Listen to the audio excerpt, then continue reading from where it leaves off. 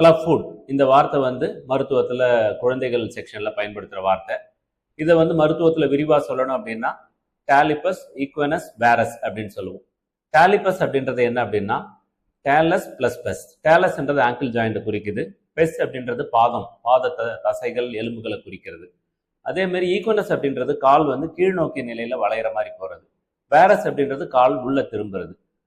பிறக்கிற குழந்தையில 800 குழந்தைகள்ல ஒரு குழந்தைக்கு இந்த பிரச்சனை இருக்குன்னு ஒரு ஆய்வறிக்கை கூறுது.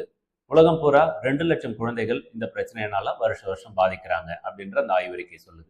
ஸோ அப்படின்னு இதுக்கு என்ன பண்ணலாம்?